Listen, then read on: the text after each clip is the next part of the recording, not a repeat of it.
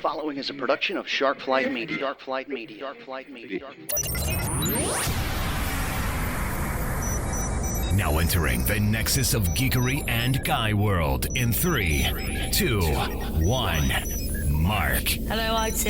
Have you tried turning it off and on again?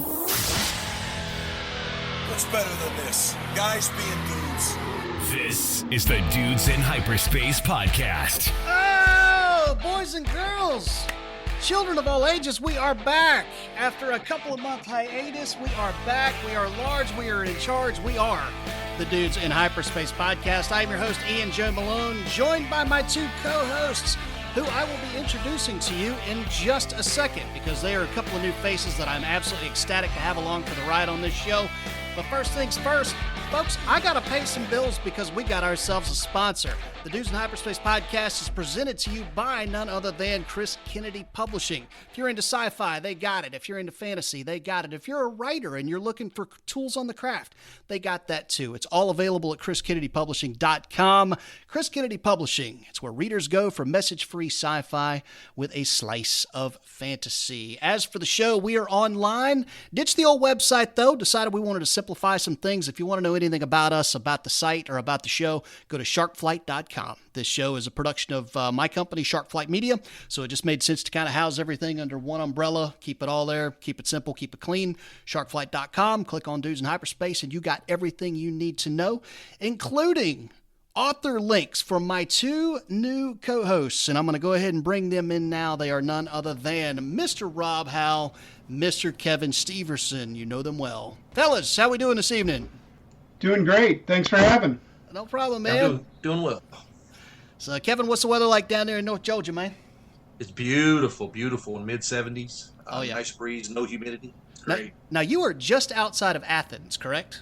I am. I'm about a half hour north of Athens and about 45 minutes southwest of Clemson. So, oh, right nice. in the middle of college football. Good Lord, son. Yes, you are indeed. I got to admit, I've always had a soft spot in my heart for Athens, Georgia. My sister did grad school at UGA. And so made a few trips up there to visit her and hang out. And, I mean, the weather is just beautiful to behold, particularly in the seasons. And, man, if you're a music nut, dude, it doesn't get much better than Athens, Georgia. They got a ton of that down there on Clayton Street, and that whole scene is rocking. It's a great place to spend a weekend. Yeah, a lot of people don't realize, Athens, Georgia, that's the home of REM. Oh, yeah. Drive-by truckers. Soul Asylum. Yep. I mean, Jason Aldean's first video was shot in a frat house here in Athens. So, yeah, it's a big scene. Yep. Now, Rob, you are speaking to us from Kansas, correct? Kansas City side, or the Kansas side of Kansas City, yes. Nice. I'm in Olathe is the suburb. Okay. Nice. Yeah, me and the missus have talked before about trying to maybe one day hop a flight out there to come visit you and get on some authentic Kansas City barbecue and maybe take you in a race out at Kansas Speedway. Well, we'd love to have you, and the Speedway is basically directly north of where I live. And we've got some great barbecue in the neighborhood. Sometimes it's a hard choice. Which barbecue place do we go to? Because Nice. we've got plenty. As for people who know this show, my former partners and I, food, and particularly smoked meat, very, very, very big with us. We are very, very big fans of that particular type of cuisine. That will not change moving forward on this show, guys. For those who have been around for the beginning and have listened to us for the last couple of years, the whole guy world aspect of what this show is very much is going to stick around. Barbecue, beer, sports, very, very much a part of that. One thing I did want to point out, though, I actually got a question from a reader about the whole guy world thing. It's actually one of my female readers. And she's not terribly familiar with the show. She saw the announcement that we were going to be rolling out with new hosts, very literary focus. And she was just like, all this guy world stuff, like, are the lady folk included in this party, or what's the deal? And want to be real clear on that right out the gate, man. Absolutely. We've had lady questions before from female listeners. We love the ladies, and we certainly welcome you guys to come on board at all the time. It's just a matter that... it's just a matter of knowing who your audience is. I'm a big fan of sports talk radio out of Jacksonville, Florida. I listen to a lot of 1010XL and those guys, and they run a similar style of show called Helmets and Heels, and it's hosted by three wonderful lady hosts who do a great job dissecting what's going on in the world of sports, and it's very much tailored to a female demographic. So that's kind of what the nature of this show is. We know who the core audience is going to be, and we certainly speak their language, and we appreciate those guys. But you know what? Ladies love smoke, food, and beer too. So come along for the ride if that's your gig. One thing that is going to be changing on this show, and you've probably already picked up on that, is we're going to be doing quite a bit more talk about writing and books. You got 3 authors behind a microphone here. So books, stuff that's going on with our own respective projects. Also things that we're reading, things that we, got on the shelf that we're looking forward to delve into as fans. All of that is going to be fodder for discussion on this show, along with discussion about cons and in-person events, which thankfully we finally get to be getting back to. And yeah, maybe even some craft talk if we've got some time. So lots of stuff in store. I swear I'm a professional. Lots of stuff in store for the show, and we're really excited to get started on that. So speaking of, first segment, folks know we call it the news, and that is going to encompass a lot of the stuff that's going on with myself and my new hosts. So let's get down to that, shall we? And now the news. Kevin, you've had a lot of stuff in the news lately, man. Writing stuff, media stuff. You're a very, very, very busy guy between your writing job and then your day job as a tour manager for a band. You're a busy guy. So, but as it pertains to the book stuff, you've been in the headlines a lot lately. Tell listeners what's going on with you, man. What are you writing these days? What are you wrapping up? What are you starting? What's on your plate these days in the Steverson house?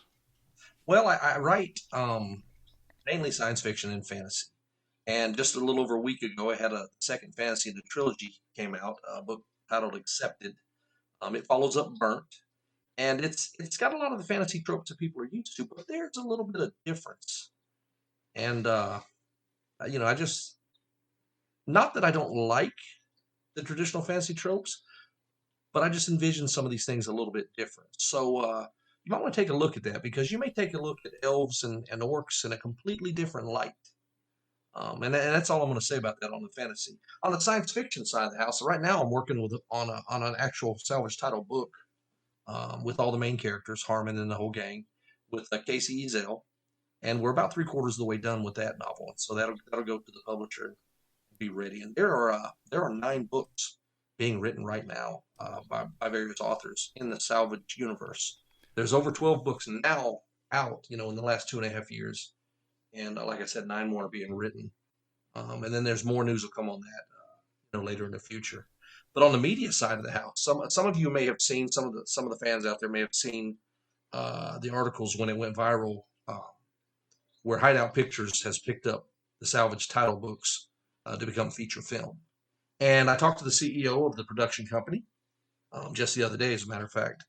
And he's gone through 2 outlines on the script, because I tell the story, I write the book. Writing a script is a completely different type of writing, and that's a skill I don't have yet. Amen to that. Amen. And I tried that one time and was like, nope. If I'm ever fortunate enough to be able to sell a book, like, they can throw it to a screenwriter, they can do their thing. It's like a whole different language doing that. It is, and it's a completely different writing style. And I know enough to stay in my lane. It's my story, it's my book. Here you go. You guys do your job, because it also has to be somebody in the screenwriting guild. I mean, there's all that's involved with that. It just can't be anybody writing the script. So it's a whole nother world. But it is being worked on, and just like the CEO told me, it's happening. A lot of times books get optioned, and they have to wait their turn, and they wait, and the production company is trying to find somebody to do everything, finance, to do all those kind of things. I can tell you right now, from the CEO of the company, it's happening. There will be a movie with Salvage Title. Awesome. But these things take time, and the script has gone through 2 outlines, and they're getting ready to do the 3rd. That's going to be where they actually draft it up. Awesome. That's where we're at on that. Dude, I am so jealous on that. It's ridiculous. Congratulations again, Kevin. I'm so pleased to hear this. And I love the Salvage Title books. It's not a surprise, because they fit right in with that whole Han Solo kind of little bit on the edge of civilization character scheme that I think a lot of us really enjoy. It's good stuff. Yeah, man. Well, you know what? Chris Kennedy and I have talked about this before on the podcast when he's come on as a guest interview. sometimes, man, listen, we all love complicated characters, all right? As writers, we love to pen them, we love to put them together, we love to envision them and flesh them out on the page, and that's an art in and of itself. But you know what, man? Sometimes it's just nice to root for the good guys, you know? Yeah. And they do good things by the people around them for no other reason than that's just who they are and they're good people. You know, Marvel's made a fortune off of Captain America being exactly that guy. You know, that's who he is. He's just a good dude. And that's really one of the things I love most about the Salvage books. And just for the record, I was going to tease this in my White Flag segment. You guys better be ready to tell folks what you're reading these days. I'm actually getting ready to crack Salvage System. I just wrapped Fleet before I finished reading the last book I read, and then I'm getting ready to roll into Salvage System now. So they're just a lot of fun, man. They really, really, really are. And for anybody who's just looking for some great entertainment with good folks and a lot of action and just a lot of color and a lot of spectacle, you can't go wrong with the Salvage books. So, Rob, what's happening with you these days, man? What are you working on? Well, I've got a few things on my plate myself. This week, or some point in the next few days, I should be able to send my manuscript of The Ravening of Wolves to Chris. This is a Four Horsemen novel. This is a sequel to The Feeding of Sorrows, and I am excited to get that storyline going again. The Queen Elizabeth's own foresters still have work to do, and it's going to be quite, if you'll pardon the pun, explosive. So I'm excited about that. Well, now, there are some folks who listen to this show that may not have been exposed to Feeding of Sorrows yet. A lot of folks, obviously, are big-time Four Horsemen readers. They're going to listen to this show and know exactly what you're talking about. But we are kind of bringing in some people who may not have yet gotten to that. So can you give them, we touched upon Salvage, that it's kind of that out there frontier, kind of Star Wars-esque swashbuckling, just good time sci-fi. Talk, what is Feeding of Sorrows about for people who have not cracked that book? What's that flavor like? So The Feeding of Sorrows is probably in some ways an homage to it's got a mixture of Hammer Slammers. It's got some Falkenberg's Legion from Jerry Pournelle's Codominium world. It's got a variety of those things. And of course, that's all built upon the Four Horsemen universe structure, which the basic idea of the Four Horsemen universe at its core is we want to have the opportunity to put on powered armor and write stories with warriors doing heroic deeds in this universe that is filled with challenges for humanity. And the particular storyline that I've been delving into, I built a Canadian themed unit, the Queen Elizabeth's own foresters, and they have always been good at the job, but they've never had that many resources, and so they've always had second line equipment, and they've always had second line contracts. They're not, Cartwright's Cavaliers, for example, but they have enough to do the job and not much more. They are craftsmen. They are not heroes. They're just people going out and doing, as I say, a job. Well, it turns out along the way, doing their job has earned them some enemies. This is probably not a surprise. And if you have followed the Four Horsemen universe, you'll notice that the Galactic Union has some issues with humanity in general. And let's just say that some of those people are working against the Foresters. And there are some secrets that have been revealed in some of the short stories and also in The Feeding of Sorrows of hints that not all is well inside the unit either. So there's a variety of challenges that the Edmonds family are facing as they try to ensure the survival of their unit and at the same time keep their honor, which is important to them. Nice. Now you also kind of double over at CKP as kind of the brain behind the New Mythology Press, or kind of the man pulling the strings behind New Mythology Press and running that. That's fantasy for those who aren't familiar with that particular imprint of CKP. What's happening over at New Mythology Press these days? Is there anything there that folks ought to know about? There absolutely is. First of all, I want to thank Chris, as I have done time and again over the last few months for giving me the opportunity to start to sort of push this. I think I envision great things from New Mythology. And well, some of the things we're going to be focused on are high action fantasy novels. I'm a big believer in heroes, much like what you were talking about earlier in the Salvage Title world. I'm a big believer that people want to be able to root for their characters at some level. And if the main characters are not people you like, I don't think the story is easy to work with. You have to, at some level, either identify or like the character. And the characters that I've seen so far that people have been contributing and wanting to write in their own fantasy settings are fun, powerful, strong characters of a variety of backgrounds, facing challenges that they don't know that they can succeed, but they won't back down. And these are the kind of characters that I like. And so that's the kind of thing that you could expect from New Mythology. Now, the first novel that I have had the opportunity to handle from the publishing side is released in 32 days, I believe, if I'm doing the math correctly. It will be released at FantaSci on Friday, May 21st. And this novel is Responsibility of the Crown by G. Scott Huggins. If you are a fan of Baen books, you may very well have heard G. Scott Huggins' name before. He is the first winner of both their short story contests. They have a fantasy short story contest and they have a science fiction short story contest.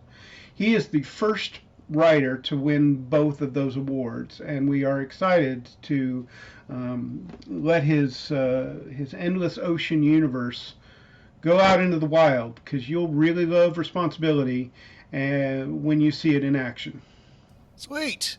Well, I guess that brings it to me. For folks who followed me, well, I mean, it's all about the Four Horsemen universe these days. As was announced on social media and in my email list, for my email list subscribers, Street Survivors is in the can, man. We decided we wanted to put the hammer down and really get this puppy done. And we managed to pull it off. And as Chris noted in one of his recent posts and on Future Books, which is the sister podcast to this program, hosted by Randall Willis, go check that out. It will arrive at FantaSci, right along the book that Rob was talking about. So May the 21st, it will be out and available to the world. And we're really excited about it, man. It's been a wild evolution, I guess you would say, this story. It started out, I mean, listen, Freebird is the book I get asked about the most. Everybody wants to know when I'm going to write another follow-up to Freebird. And, you know, I've had some other things I wanted to do after I wrapped that project. I've been dying for years to write a Mako spinoff, and I did that with Detroit City Vice. You know, I had a chance to knock out some anthology projects in Kevin's world over there in Salvage Title, also in Christopher Woods' This Fallen World universe, which was blast right in. That's more of like your post-apocalyptic speed. But, you know, finally it came time to write another Swamp Eagle Security book. And so I had a story in mind about a rival Merc company in Jacksonville that that rose up to create some problems for Taylor Van Zandt and company. And I pitched it to Chris. I said, here's what I'm thinking this is going to look like. Give me your feedback. And he said, I really, really like this. And we really think this has got a lot of potential, but there's some stuff happening right now in the 4HU in the grander scheme of what's happening in the universe that we think this story and what you built in Freebird could be uniquely geared to help us do. All right, there are some places that we want to go and some things that we know are coming. And this is actually a really good vehicle to help us get there. We're going to give you some pointers, take it back, noodle it around a little bit, see what you can come up with.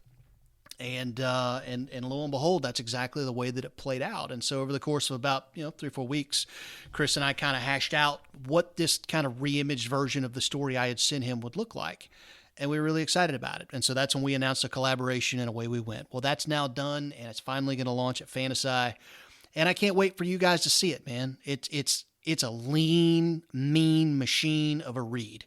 Like, it is super, super, super tight. It's right about the length of Detroit City Vice, which I want to say was somewhere in the neighborhood of 75,000 words. There is not an ounce of fat on this story, people. It is the George Foreman grill of sci-fi stories. Like, it knocked out the fat. But it's going to do a lot of things. You know, it's for those of you who are voracious readers of the 4HU, who are looking for some certain things to be happening right about now, this book is going to tap on some of that. And you can thank Chris for that. For those of you who want to know what happened in the aftermath of Freebird Rising and how all of that is connected, this book is going to do that for you. So again, that comes out on May the 21st. Chris and I both are extremely proud of it. We were bantering back and forth last night on the back cover matter and what that should look like, and you know what it should reveal and what it shouldn't. I've already seen the cover, and I can't wait to bring that to you guys because it's freaking BA. So that'll stay tuned for that. But yeah, so suffice it to say, we're really excited, and that's going to be happening at FantaSci May 21st, and it'll obviously drop worldwide that day as well. Oh yeah, Chris Kennedy, he's a writer too, isn't he? He does do that. He is a man of many talents, that one. He is. It's sometimes easy to forget that after all the books that he's helped publish, such as my own and yours and Kevin's, because he's done a lot of work along the way. But yeah, he still does a little writing there, doesn't he? Little bit. So yeah, he's there's some stuff, particularly in the big climax that the people who love to read his stuff, I think, are really going to get excited about. I like to read his stuff, and I geeked out when he sent me this particular stretch of text that I'm not going to talk about any further because I don't spoil people. But just suffice it to say, if you love reading Chris Kennedy stuff, there's one particular stretch in this book that you're going to totally geek out about. It's a lot of fun. Other stuff that's on my plate, now I've got to bang out an anthology story for an as yet identified anthology. So that will hopefully be done here. Hoping to get a first draft knocked out on that by close of business tomorrow, which will be Tuesday. We're recording this on a Monday, and then hopefully have that in the can by the end of the month so that I can get started on my next novel project, which has already been identified. So that's pretty well the rundown of what everybody's got going on. I know I alluded to this at the top of the show. Go to sharkflight.com, click on Dudes in Hyperspace. You got everything about the show, including our author profiles, links to our author bios and author pages. So, you know, if you're not familiar with Kevin Steverson, go there, grab the link, and go to his website. Learn about who he is, learn about his books, learn about what you get if you sign up for his newsletter. Same thing with Rob Howell over at robhowell.org. Lots of stuff happening at those sites. So go learn about us. Go learn about what we do, and grab some free stuff while you're there. But one thing I did want to kind of tackle with you guys, kind of zooming out to a little bit more of a macro topic for us. Am I the only one who's excited in this room about the chance to finally get back to the cons and get back in front of readers, face to face, chilling out, hanging at the bar, rapping on panels? Good times, man. They're finally coming back, and I, for one, am beyond stoked. So either one of you, feel free to jump on that. What do you think? Oh, I'm ready. I am so ready. In fact, I had a conversation. Chris Kennedy Publishing and New Mythology are going to have a party where there are restrictions this year, but there's a big open area that we're going to bring out some beer and some cider and soft drinks and welcome everybody back Friday night at FantaSci. So we're totally looking at that and can't wait to be at FantaSci. But I will say this, no matter how excited you and I, and I'm sure Kevin is, if you want excitement, go talk to Yvonne Jacobs. Right on. That girl is lit. Oh, yeah, man. Right on. Yeah, you're right. She made a surprise appearance at the Malone house about 2 weeks ago.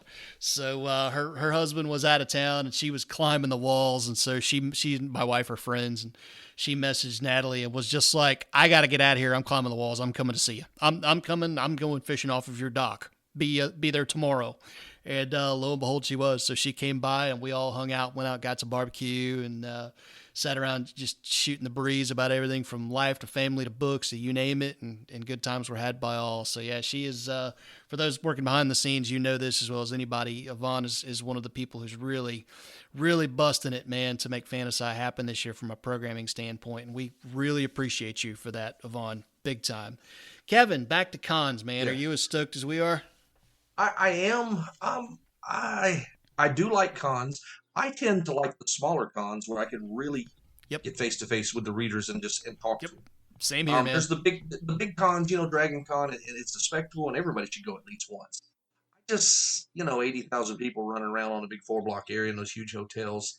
It's a good time. It's a great time. I'm not knocking it. I just like the smaller ones where I can be more face to face. Fantasize, even the Liberty Con or some of those kind of things. I was going to go out to MizCon, which is in Missoula, Montana, May 28th, or at the end of May, and that didn't work out because they didn't have enough time to get everything going, with restrictions lifting and not lifting and those kind of things.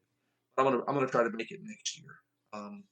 For one thing, I'd like to get out somewhere where it's 72 degrees and no humidity at the end of May. Get out of Georgia for that. Sure. So, but hey, on Yvonne's trip to your house, let me ask a very important question. Did you catch any fish?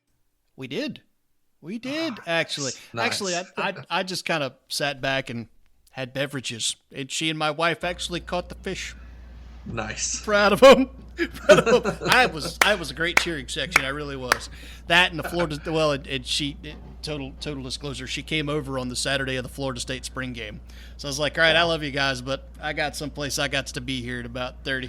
So I'm gonna grab a couple of these out of the cooler, and I'm gonna make my way up the hill to the 55-incher in my living room, and I will catch you guys on the flippy floppy. So, right. But no, back to what you were talking about on smaller cons, man. I feel you all the way on that. Listen, I've done Dragon Con a number of times. It's a blast. It's a great time. It's a total animal house. But I mean, it's a cattle herd, So, I mean, the only time you really get to hang out with people is if they can find you and catch up with you at the bar or over in the food court or something like that, which I still haven't heard whether or not Dragon Con is going to happen this year. So we'll see about that. But happy to be a part of FantaSci. Not going to talk a whole lot about this on this particular show, but just know that it's coming in the next few weeks. We'll break into it a little bit. Steverson and I are actually going to be part of an event that's going to be happening around his old hometown area, Panama City, Florida, and my old stomping grounds there in the Florida Panhandle. We're doing an event called Lasers and Loggers at the Library at the Beck, Library on Beck, which is a new craft beer and wine bar over in the St. Andrews part of Panama City.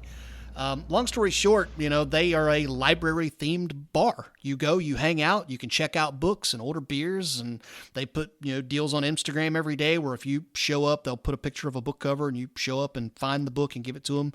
Your first beer's on the house. So just a neat place, and I mentioned something about them on social media, and they saw it and reached out to me and said, if you want to come to a signing, dude, let's do it. And so Kevin and I put our heads together with his son, Nick, and Chris Kennedy is on board. Barbara V. Evers is on board. And coming up June 29th, we're all going to meet out on the beach and talk some spaceships and some aliens and some fantasy and kick back some cold ones, craft beer style, and support a good cause. So going to be raising some proceeds for the Friends of the Bay County Public Library. So again, more on that coming down the road. That's Panama City, Florida, June 29th. If you're in the area, we'd love to see you. We'll have more on that coming up. Back to FantaSci real quick, guys. And for those who don't know what we're talking about, that is the FantaSci Convention, Sci-Fi and Fantasy Convention that will be happening here in Raleigh-Durham, North Carolina, May the 21st through 23rd. If you look in the show notes, we've attached a link in there for you. So click on it, go to their site, learn all about it. It's going to be happening at the DoubleTree right outside of the airport. But Rob, I'll actually throw back to you for this one, man. What kind of panels are you going to be involved in? What kind of stuff are you going to be affiliated with while you're there, in addition to the party that you mentioned? Do you know yet? I don't really know all of them, but Yvonne has told me that she's going to make a big push for fantasy stuff going on, because this year the theme is more towards fantasy stories than science fiction. They sort of alternate back and forth. We are definitely going to have a really big panel on Songs of Valor. This was the anthology that was supposed to be released at FantaSci when it was in March, but is now, of course, been out for about a month now. That particular anthology included, some small names like Larry Correa, David Weber, Glenn Cook. Little names like that. Yeah, some up-and-comers. Somebody's heard of those guys. Yep. Yeah. And that hack Kevin Steverson was in it too, so it's actually pretty good. Yeah, but it's a really great collection of stories. I'm really proud of what we did, and we're going to do a big panel on that. I suspect there's going to be some more opportunities to talk about new mythologies, goals, and some of my story ideas, and some of the things I want to sort of shape from an editing and a publishing perspective. Basically, back to I want high adventure. I want people doing heroic deeds, even if they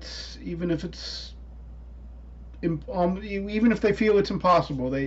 It's not whether they win, it's whether they stand up against the dragon and face him. So that's the kind of thing I want to see in new mythology stories, and I think we'll see a lot of that coming down the road. Nice. Kevin, how about you, man? What's on your docket for FantaSci? Have you gotten some of that ironed out yet? I haven't got all the details. I have a couple fantasy books, so whatever panels I'm asked to be on, of course, I'll be a part of. It's not science fiction this year. Next year it'll be science fiction, so it'll be some salvage stuff. I'm just there to do whatever they need me to do, just help out. It's been a long time since we've actually been able to go to a con, so I'm just ready to be there. I will be Mr. Vice at the military ball, which we'll have for the Four Horsemen. Unfortunately, those tickets are already sold. If anybody listening is wondering about that, if you've got tickets, then you're going to be part of that. But there are no tickets for the military ball left. But I will be Mr. Vice, and I will be making people drink and take the grog bowl. And Rob's definitely going to, because of that last track. But that's going to happen. You're a marked man, my friend. Listen, I'll be like point of order. Rob picked up his fork with the wrong hand. Get up there and drink. What happened? Nice. Well, I'm still waiting to hear what my final panel schedule is going to look like. But one panel I do know that has been confirmed that is coming back this year was actually a panel that we did year one at FantaSci. And when I pitched it to them, I was like, okay, this will be a lot of fun. I hope people like it. And they booked the thing for like 9 a.m. on Sunday morning. So I was like, all right, it'll be me, the panelists, and like one dude, and that'll be the end of it. And we actually had a great turnout for it. And the panel was music and writing, very simply. And me and the cast and crew of characters, including Jason Cordova and some other folks, we talked about our musical influences growing up, the things that we love to listen to, the things that inspire us just as fans of music, all the way down to the music that we listen to when we're writing, whether it's action or whether it's romance or whether it's drama or whatever, the stuff that we're jamming out through our headphones whenever we're putting words on a page. So it was a great panel, and we had great discussion with the audience. It was probably my best panel that weekend as far as audience participation. I mean, we had no problem getting engagement. And it was a lot of fun. But anyway, Yvonne's already told me that one's coming back, so mark that one on your calendars for those of you who are planning on attending FantaSci this year, that the music panel will always be a good time. And, one thing I'd be remiss if I didn't make this clear.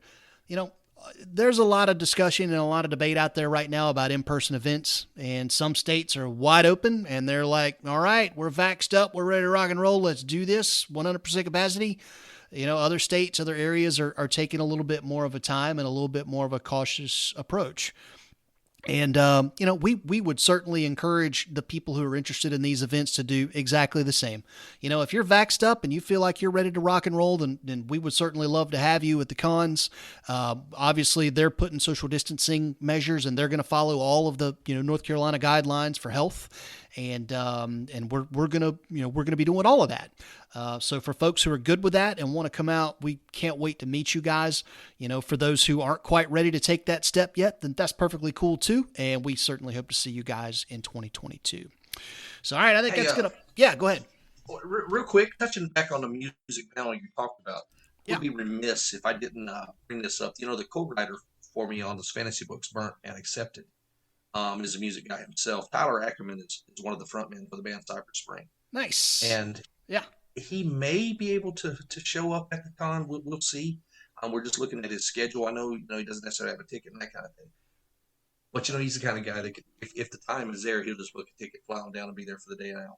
Nice. So that would be a little different. And if he does, I'm going to bring my acoustic, and he may do some playing at night or whatever when everybody's sitting around. Nice. I just want everybody to know, I do have a co-writer on those fantasy books, and outside of music and songs, that's his first foray into the writing world. So with something different. Awesome, man. Yeah, that'd be a blast. Well, I can sit around and talk music for hours, and Kevin knows that as well as anybody, because most of the time when we get together at cons, that's 75% of the time what we're talking about. I mean, we talk a lot of writing, but he knows I'm an old school nut for particularly rock and country, and us being from where we're from, we have no problems jiving on that big time. So definitely looking forward to that. But all right, I'm a big music guy too, I have to say. Mine covers a little bit of a different thing. So if anybody ever wants to talk about symphonic metal or say the first time I ever met Rob Howell, he was wearing a Rush t-shirt. That tells you everything you need to know. Yes, if you see me at a convention, I'll be wearing a Rush shirt. I always wear Rush shirts at conventions. Except I will be wearing something a little different for the dining out at FantaSci. I don't want to spoil the surprise yet, but I've got some ideas happening. See, that's why I wrote my 4HU character as a guy who says, you know what, I'm in command. I'll get dressed up if I want. And when I show up, if I want to be in jeans and a polo shirt, I'm wearing jeans and a polo shirt because I'm in command. So if you see me roll into the dine to the dine out in jeans and a Swamp Eagle security polo, that's what that's all about. But all righty, so that's going to bring us down to the halftime segment of the show. And when we do that, we make this little thing do like this. So want to get back to talking. We've talked a lot about Chris Kennedy Publishing through the course of this program. Obviously, they're heavily involved in what we do here. Really, really, really grateful for them, grateful for their support. So that's obviously what we're going to talk about in our halftime segment. Chris Kennedy Publishing, again, is where readers go to find message-free sci-fi stories with a slice of fantasy. To learn more about what's happening with CKP, their authors, their news, their events, go to chriskennedypublishing.com, and you can read all about it. CKP puts out multiple releases every month. This week, we have a new book from the Chimera Company series, which is our buddy Tim C. Taylor, friend of the program. I believe, if memory serves, this is the third book in that installment, or third book in that series, just dropped this past Friday. Already got some fantastic reviews on Amazon. So, Rob, I'm going to throw to you, man. Department 9, that's the name of this one. Tim C. Taylor, latest book in Chimera Company. What do we got on that? Well, you did most of it. You got the author, who is a really funny guy. He's a Brit. He runs marathons and drinks beer. And other than that, I don't know that he has much of a life, but it's a pretty good life for him as it goes. He's also got a very majestic beard. I don't know if it's quite Mark Wandry-esque, but it's up there. Nice. The Chimera Company stuff is fun, good military science fiction. Warhammer 40K influence. You can kind of feel some of the struggles there inside those stories. There are 3 books, as mentioned, that have just come out in sequence, because those are really in. I really enjoyed Rotarchus, The Fall of Rotarchus, which is the first one. I've not yet read Department 9, but it's on my list, because I've really enjoyed everything that Tim Taylor has put out that I've read, including also some Four Horsemen stuff from him. Nice. So what's the description all about for people who kind of want to know what this is? Give me a little insight on the back cover. What's that look like when they pick it up off the shelf? So what happens if everybody in your unit is an informer, and if you make a mistake, you get sent to the camps?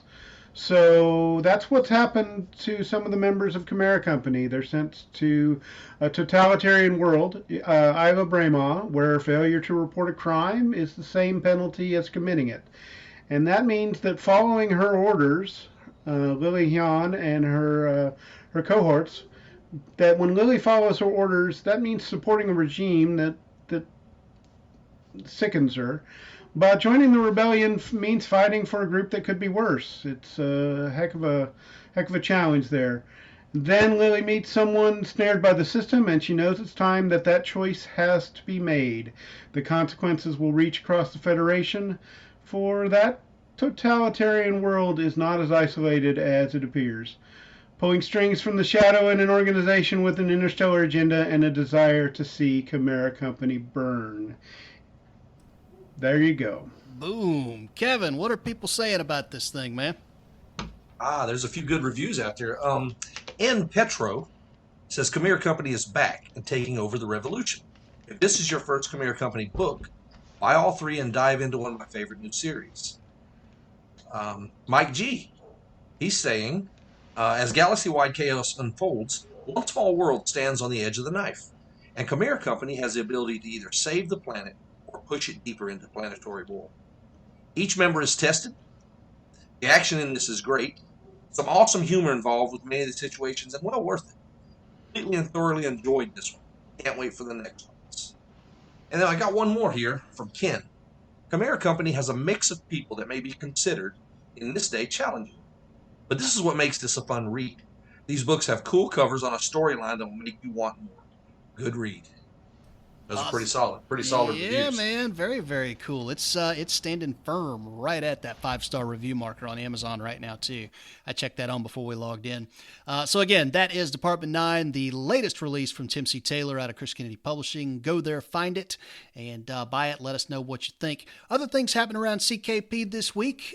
Chris rolled out his latest plan to do some new pre-sales. So for folks who want to go straight to the publisher to buy books, maybe you don't quite want to spend your money on Amazon for whatever reason that may be, he's going to give you an opportunity to be able to do that via some pre-sales for a lot of his upcoming titles. It's a big endeavor for the press, so be sure you go check that out, learn more about it. If you want it in EPUB, which is basically everybody not named Amazon, Kindle in terms of file types, they're going to give you the opportunity to get that. You can even get it as a PDF if you want. So again, all of that is available on the website. Other things happening this week. We talked a lot about Tim C. Taylor just now. Well, book 1 of that series is the deal of the week. So Fall of Rhetoricus. Rob, did I get that title right? Is that what that's called? I could have been the one that butchered it there. I'm not actually entirely sure. We'll have to get Tim Taylor on to tell us how to pronounce his strange words. Gotcha. So Fall of Rhetoricus, book 1 of the Chimera Company, we'll call it that. It is on sale right now for less than $1 on Amazon. So if you want to check out the series from the jump and see what it's all about, you can do it now for a great deal. And then finally, the 4HU novel Night Song are available now for pre-order for that one in audio. And that is, of course, a collaboration between 4HU creator Mark Wandry and Marissa Wolf, another friend of the program. Book actually arrives on April 27th. However, if you want to pre-order the audiobook now, and you folks know me, I love audiobooks. That's the way I roll. You can pre-order that now. Again, all of that is available at chriskennedypublishing.com. Chris Kennedy Publishing. It's where readers go for message-free sci-fi with a slice of fantasy. So, all right, guys. Well, that's going to bring us down to the second half of the show, which is kind of where we tackle the Gaia World element of what we do. And Rob has been chomping at the bit for this since the jump when I told him, dude, we're going to do a show. We're going to do a show together. We need an opening show topic. And he was just like on it. He was on it like white on rice. And that is, of course, the 2021 NFL Draft. That's going to be happening here at the end of the month. Already so many storylines to talk about with this, but we're going to go ahead and start with kind of a bird's eye view. And Rob, I'm going to go ahead and throw you the mic on this one first. Going into night 1 of the draft, what are the big marquee storylines that you're looking to see unfold? Well, I think the big marquee storyline for me involves this crazy story for Mac Jones at 3. I think if the 49ers, who made a heck of a trade to get up to the 3rd pick in the draft, they'll have as their choice Mac Jones, Justin Fields, or Trey Lance from North Dakota. And according to many of the draft pundits, the people that the 49ers are talking about, they're talking about taking Mac Jones. And I think that's crazy. Mac Jones is a nice quarterback. He may very well be a nice NFL quarterback. But everything that Mac Jones does well, I think Justin Fields does better. And Justin Fields is an incredibly good athlete as well. I think it's insane if the 49ers take Mac Jones. I think the next big interesting pick is going to be what happens to that crazy Florida Gator, Kyle Pitts. That tight end is... We've never seen a tight end of his caliber come through the draft in the same way. It's never been conceivable that a tight end would go that high. In other years, he might very well have gone first in the draft. He's that good. Well, it'll be interesting to see where he goes because it wouldn't surprise me if he gets taken at 4. Wouldn't surprise me if he falls to 11 because he is a tight end and positional value matters. But my anticipation is that I think Kyle Pitts will go at 6 to the Dolphins. But he's a very interesting question because he shapes the entire rest of it all. Who gets taken at 3? If Mac Jones gets taken at 3, the ripple effect there is that means 5 quarterbacks will get taken in the top 10 picks. Nice. Because that'll mean that Justin Fields and Trey Lance are going to slide down a pick or two, and that means that Atlanta suddenly has a huge choice in front of them. Do they take Matt Ryan's successor, or do they trade out and get a buttload of picks? Well, that's an interesting question, which I'm not sure they know the answer yet. They can call General Manager Ian J. Malone if they would like, and I will happily tell them what they should do if that plays out that way. But I'll opine on that here shortly. Yes, but also I think once that whole question of Mac Jones gets resolved, where Kyle Pitts falls, that also changes the rest of it. There's one other interesting thing that's been noted. In a lot of the mock drafts, Patrick Surtain II is the first draft pick, and that's from the defensive side. Many have mocked him to Dallas at number 10. If that happens, that Patrick Surtain is the first defensive player chosen, and it happens at Dallas's pick at 10, then that will be the lowest that we've seen the first defender taken in decades. So that'll be an interesting thing to watch as well. Kevin, how about you, man? Heading into draft night 1, what are the big storylines that you're looking for? Obviously, Trevor Lawrence is going first. That's just going to happen. And then Zach Wilson is going next. We all know that. And then it's what does San Francisco want to do? They want a quarterback who's going to start right away. Okay, you're Justin Fields. Or do they want somebody like Trey Lance? It's going to take a few years before he's really ready. I mean, you got to understand, he did 1 year in high school and 1 year in college, and then, of course, the season was canceled for him. So it's hard to say. But at the same time, I mean, he's an outstanding player. I mean, you take one look at him, you're like, my God, look at the specimen. I mean, he's in such great shape, sure. And he is really intelligent. North Dakota State runs a pro-style offense, and he was running that thing already. So as far as the mind, he's there, but I don't know. So whoever they take, whichever quarterback they take, I think Atlanta at 4 is going to take Kyle Pitts. Okay, Atlanta's not going to look for a quarterback yet. Matt Ryan is not ready to hang up the cleats, and they're going to get 4 or 5 good years out of him. So I think a tight end of that caliber hasn't been seen in forever, may not be seen again for 10 years. You grab that tight end and you got it. If you need a quarterback, you can get a good one next year or the next or the next. But you will never get another tight end like Kyle Pitts. So I think that's going to be big right there. All right. Yeah, that's a fair argument, and that's one of the reasons why Kyle Pitts is such a difference maker to how the rest of the draft is going to proceed. I get your point, Kevin, about Atlanta, and that all makes a whole lot of logical sense. I still think that Atlanta is going to go the route of the quarterback.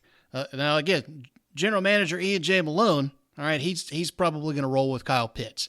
I just don't think that is what is going to happen in this scenario. And that's just predominantly because, you look at a guy like a Justin Fields.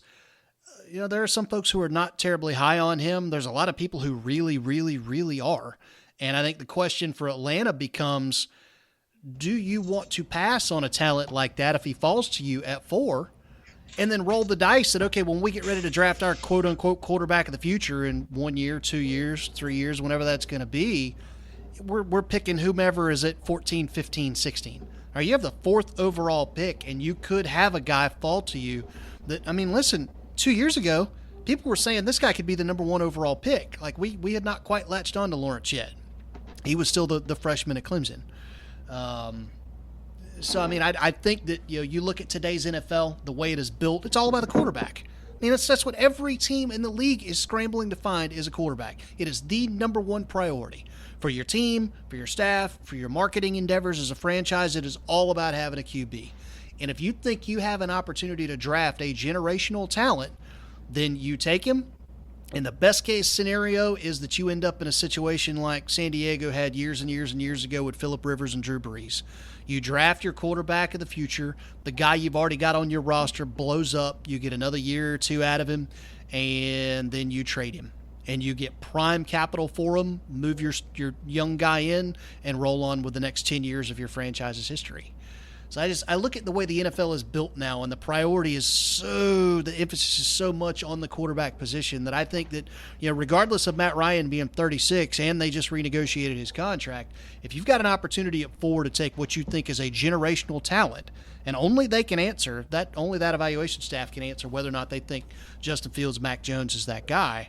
But if you believe that they are, do you really want to pass on taking them in the name of taking a tight end and saying, well, we're going to go ahead and roll with Matty Ice for another 2-3 years and hope we get another shot at a player like this down the line when quarterback is so heavily, stressed in the NFL?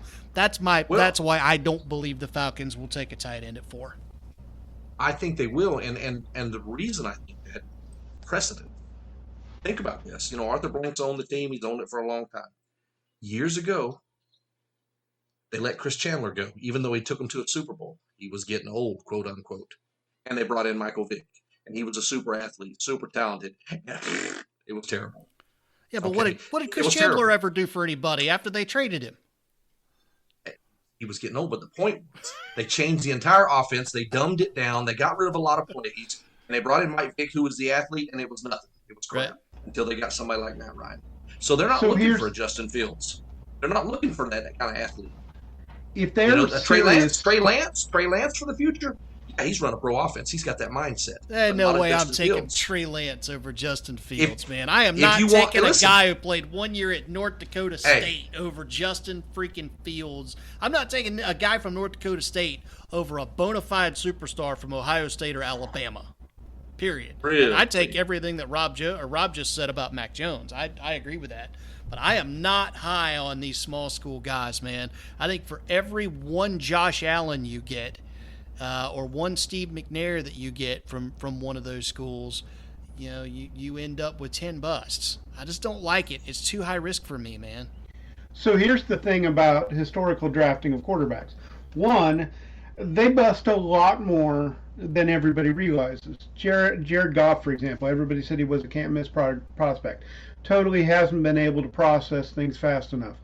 The question here on Trey Lance versus Justin Fields is Justin Fields is absolutely more ready to go. You're totally right on that. If you want to put him in your system and get him going immediately, like, for example, 49ers do, that the 49ers need a quarterback next year, and that's going to be either Mac Jones or Justin Fields. Trey Lance is a bad choice for them because they need a quarterback now. From Atlanta's perspective, taking Trey Lance to back up Matt Ryan makes some sense because in that case, the ceiling on Trey Lance, which I believe Trey Lance's ceiling is higher than Justin Fields, but I think his floor is a lot lower. I think Trey Lance has a much higher bust potential, as you just said. So I think if I were Atlanta, taking of the two, there would be certainly a good reason to take Trey Lance because you aren't putting him at quarterback immediately. I will say this, were I Atlanta and were I wanting to go with the I am going to ride Matt Ryan for another 2-3 years, I wouldn't take Kyle Pitts there. I would trade out. Amen. Because at that point you've got say Trey Lance or Mac Jones or Justin Fields. Two of those guys are still going to be there, and they can get a first-round pick, like, say, Denver at 9, might trade up, might give you their first next year, might give you their second this year, and suddenly you've got extra capital for the future. And at 9, you still have a chance at Jalen Waddle or Devontae Smith.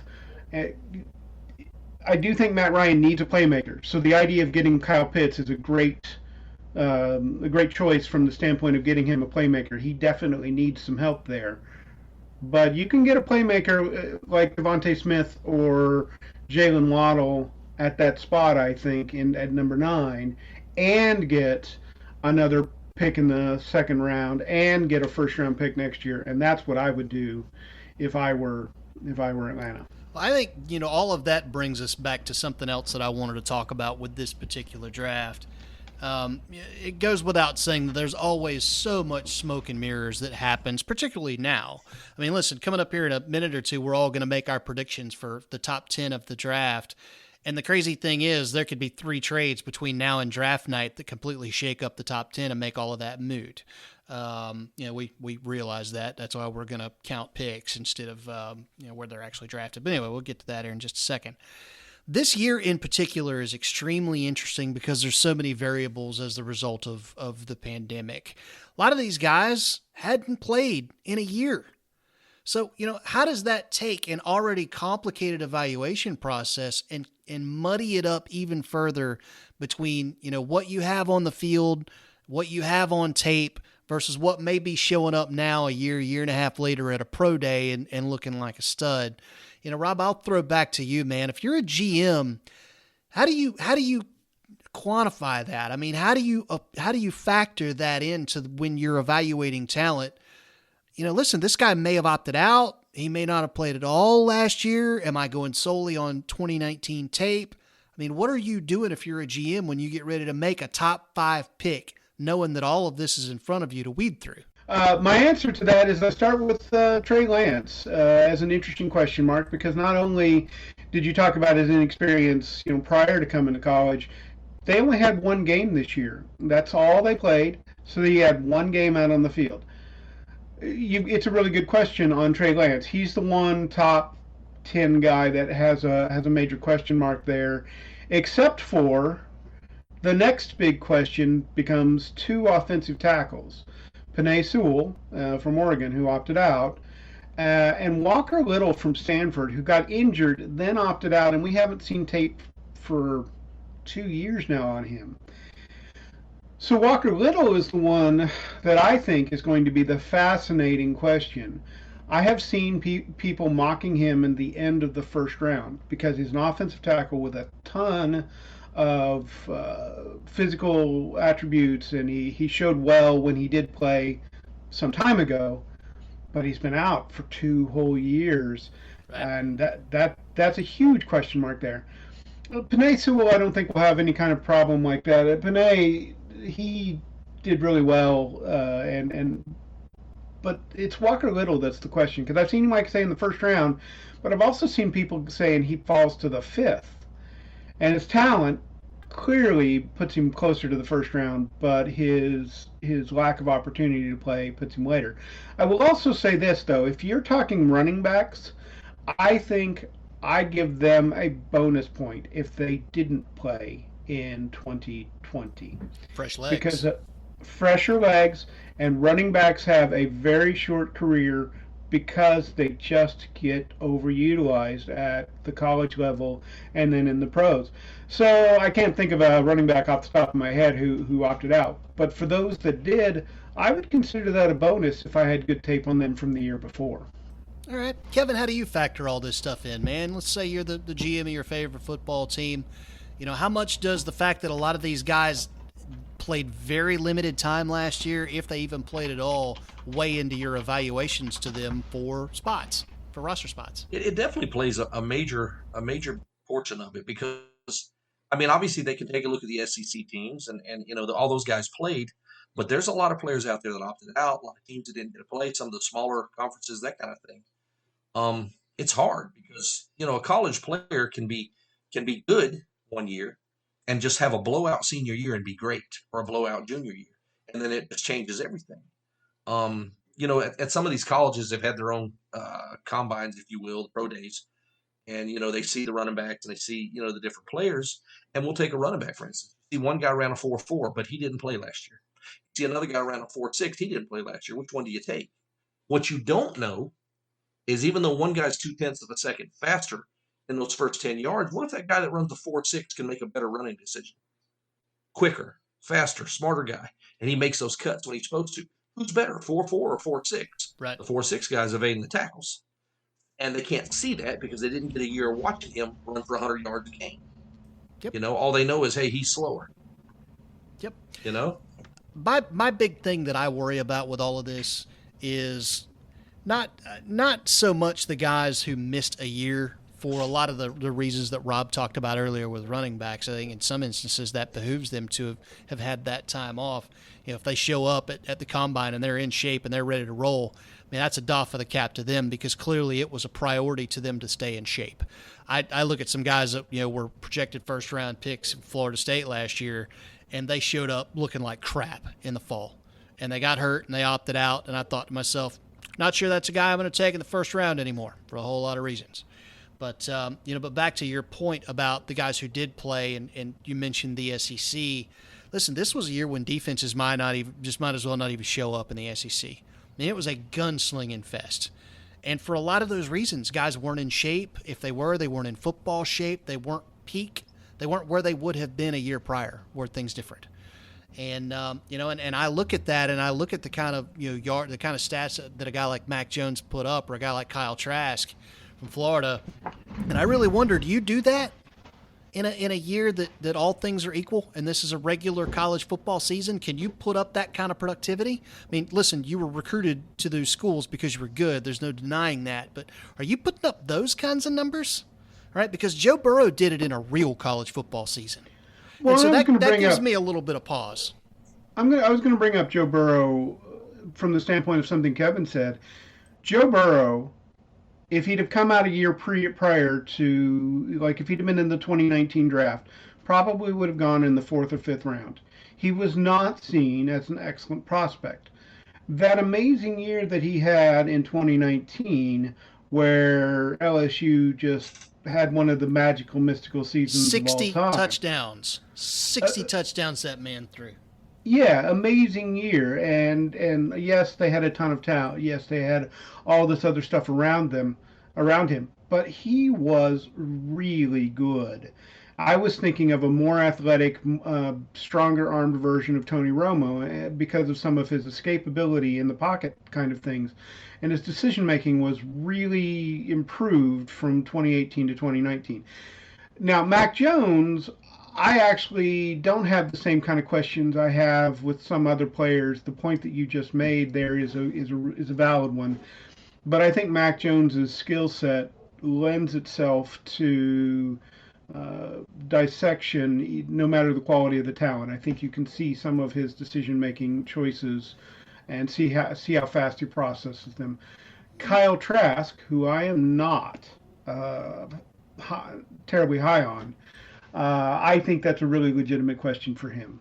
I do think that there are issues with the 2020 season that he's might not have shown up. He might not have been as good had it been a regular year, just exactly like what you were talking about. Yep. Alrighty, guys. Well, listen, we have clicked past the hour mark, so we got to start to bring this puppy to a little bit of close, or bring it to a close. But I did want to circle back to something I said earlier, and that is that we are going to make top 10 pick projections as to what we think night one is gonna start out like. And the reason we're going to do that is because we are going to use the results from this little competition here to designate the winner for a brand new segment that we're going to be rolling out in show 2 called On the Stump. And basically what that segment is going to be is a 3 to 5 minute diatribe from one of us about whatever topic we want to rant about. It can be writing, it can be music, it can be movies, it can be books, it can be sports, it can be food, it could be underwater basket weaving, whatever. If you win the competition, you win the mic, you get to go on the stump and rant about whatever you want. So in this particular instance, it's NFL draft time. That's what we're talking. So that's what we are going to pick. So Brother Steverson, I'm going to go ahead and give you first crack at this. Give me your top 10 for draft night 1. All right, here's what we got. Trevor Lawrence is going to Jacksonville, number 1. Zach Wilson going to the Jets, number 2. Mac Jones is going to San Francisco. I don't think they're going to change that. I think that's what's going to happen. Kyle Pitts is going to the Falcons. It's once in a lifetime tight end there. Penel Sewell is going to the Bengals. Lamar Chase is going to Miami. Devonta Smith, Detroit. Ron Slater is going to Carolina. I think Patrick Surtain II is going to the Cowboys. And I'm sorry, I skipped one. Justin Fields is going to Ohio State. From Ohio State is going to the Broncos. Then at number 10, the Cowboys are going to pick up Patrick. Ooh, Justin Fields to Denver. That's interesting to ponder. I do. I have Justin Fields, Denver in the 9th pick. That's interesting. Rob, what you got, man? Top 10. Well, I think we can all agree Trevor Lawrence and Zach Wilson top 2. I don't believe the Mac Jones talk. I think the San Francisco's crazy if they choose Mac Jones over Justin Fields. Then your point earlier about Trey Lance over Justin Fields is a moot point, because I think actually Atlanta either does the trade out or they take Trey Lance. And I think Trey Lance, your points about getting what could be a generational quarterback at that spot, you've got to take him. And I think they probably view Trey Lance in that spot. It's a question, though, and I don't think, again, that they know what they're doing yet. But my guess is Trey Lance there. Okay. At number 5, Penei Sewell is a good pick, Kevin, but I think they go Jamar Chase because I think they want to go back to that LSU connection between Joe Burrow and Chase. In that case, then Kyle Pitts goes to Miami at 6. I think Detroit does something smart, which that's good for Detroit. They take Penei Sewell. After trading for Jared Goff. Nicely done, Detroit. Actually, I think Detroit did okay on the Jared Goff Matt Stafford trade because they got other stuff besides Jared Goff, and they got a quarterback who can play for them to sort of do their rebuilding around, and then when they are ready, they can jump right back in and get one of the top guys. All right. So at this point, Jalen Waddle, I think, would go to Carolina. They need some options there on the outside, although I do think Rashawn Slater is a really good pick here. That leaves Mac Jones as the quarterback that is available in the top 5, and I really think Bill Belichick has some ideas for him, and I wouldn't be surprised if Belichick trades pick 15, pick 46, and maybe possibly a second next year or pick 96 this year and jumps into Denver's spot to take Mac Jones. And at that point, then in number 10, I think it's Patrick Surtain for Dallas. It makes too much sense. Yeah. And if it falls like chalk and Patrick Surtain is there, I can't imagine the Cowboys choosing anybody else. Yeah, that's fair. And again, and we said this from the outset, there are trades that could make all of this moot. And I do look for some of that to happen. All right, so here's what I've got. Number 1, Jacksonville's Trevor Lawrence. I think that's and good on that town. I hate the fact that Urban Meyer is the head coach down there because that guy's complete and total a-hole. But but if anybody deserves to actually win some football games, it's that fan base out of Jacksonville. They've honestly forgotten what that's like. So Jacksonville, Trevor Lawrence, good on them. The Jets, Zach Wilson, QB, BYU.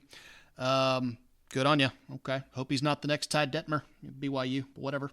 San Francisco, I think they are going to go Mac Jones. That's if they don't trade out. From everything I can hear, Shanahan just really likes Mac Jones over Justin Fields. I know Fields just had a great pro day, but I mean, all the indicators are that Shanahan just thinks Mac Jones is a better fit for his offense than that. So I'm going to go ahead and say Mac Jones does go at 3 to San Francisco. Atlanta, I think they are going to trade out. I think that would be the prudent move for Atlanta to go ahead and trade out. I think they have a lot of needs, and I think they can get a king's ransom for that pick. With everybody else who wants a quarterback. That said, we're going to go ahead and call it a 4, and I'm going to say they go ahead and they do take Justin Fields from Ohio State. Cincinnati, number 5, I'm going to say you take Penei Sewell about the tackle from Oregon. I take Rob's point about the wide receiver from LSU and getting Joe Burrow some help. Joe Burrow also just got sawed in half with a major leg injury. You kind of need to protect your franchise quarterback. Sewell is by all rights the best offensive lineman in the draft, so that's what you go get. That leaves Kyle Pitts to the Dolphins at number 6. Get some help for Tua. Number 7, we've got Detroit. That's where you're going to see Jamar Chase go, wide receiver from LSU. Carolina is going to take Devontae Smith, wide receiver from Alabama. John Elway's going to get his man, and Trey Lance. Everybody says he's just gobbing over this guy. He's going to go at 9, and the Dallas Cowboys are going to take Patrick Surtain II. So that is what I have. And, gentlemen, that is going to take us down to the last little segment of the show, which we call White Flag. White Flag. White Flag is the segment where we tell listeners what it is that's on our radar, things that are coming up in the next day, few days, few weeks, things that we're looking forward to. Can be sports-related, can be book-related, can be pretty much anything we want. I do want to kind of spice this up a little bit, though, guys, because we're all writers. Listen, we're writers. We also love to read. So what are you reading these days? Have you picked up something lately that really blew your skirt up? Is there something you're anxious to go read? I'll go ahead and start things off. I recently read the autobiography from Sammy Hagar, censored my uncensored rock story. It was a great book, great read. Definitely not for the faint of heart. Language definitely pretty salty, as you would expect. But for anybody who grew up through the 80s and 90s, you loved Van Halen. There's all kinds of stories in there that will really just open your eyes as to what was going on behind the scenes in that band. So Sammy Hagar's autobiography, probably one of the better books I've read so far this year. Also just wrapped the Salvage Fleet, second book in the Salvage Title trilogy, and that's what's on my radar to read, is the third book in that trilogy in Salvage System. Non-book related stuff, obviously the NFL Draft, we've covered that, and then the next Eric Church record called Soul. Really excited to hear what that's going to sound like. So, Steverson, I'll throw to you, man. What's on your radar? What are you reading? What you looking forward to coming up? The draft obviously is what I'm really looking at to see what Atlanta's going to do. I need some help. What I'm reading, I just finished reading a book called Shedding the Past by Alex Rath, and it's his latest submission to the Salvage Title universe. And I've mentioned this before. I'm obviously not here on the show. I read every word of everything that's submitted in the Salvage Title. It's an open universe now, so anthologies are submitted and books are submitted, and I read every word before it goes. And it's a really good book. It follows up his Scales of Justice, so it was really good. Just working, just writing. I haven't written a song lately, so I think in the next couple of days I'm going to write a song or two just to break away from writing books, novels, and short stories. And I'm gonna write a song. I got a hook going in my head already. So speaking of things that are just a complete, they are a craft of their own, man. Songwriting, it takes a special bird to be able to pull that off. I certainly can't, and I love music. Yeah, it's a little different. You want to put a lifetime in 3.5 minutes, and when you can accomplish it, it's huge. Yeah. It's a different writing kind of skill, but for years I've made trips back and forth to Nashville writing with people, and I'd go up at 6 a.m. just to do a writing session or two and be back home that night on a Saturday. If you want to make a hit, you got to make it fit, so they cut it down to 305. That's it. You write 1,000 songs and you get one cut. You know what I mean? So it's just part of it. But yeah, I enjoy doing that, and sometimes I do that as a break from regular writing. Cool. So, Rob, what you got on your radar, man? Well, I've been reading some odd stuff of late. I got into Laughing Shall I Die by Tom Shippey, which discusses Viking Age poetry, and very specifically Viking as opposed to Norse, and some of the fascinating directions it went. And Tom Shippey is well known if you are a Tolkien geek. He's written a bunch of the biographies of Tolkien. Fascinating guy. That has led me into The Horse, the Wheel, and Language, which is a book on the archaeology of those who first started speaking Proto-Indo-European, which I find myself more and more fascinated with Proto-Indo-European as a language and some of the ways it spread around Eurasia. So that's one of the weirdnesses I've been into. But of course, as I say, I'm really looking forward to the draft. The draft to me is sort of a national holiday. I always sort of book out that Thursday and that Friday, and I especially enjoy paying attention to what happens on Saturday.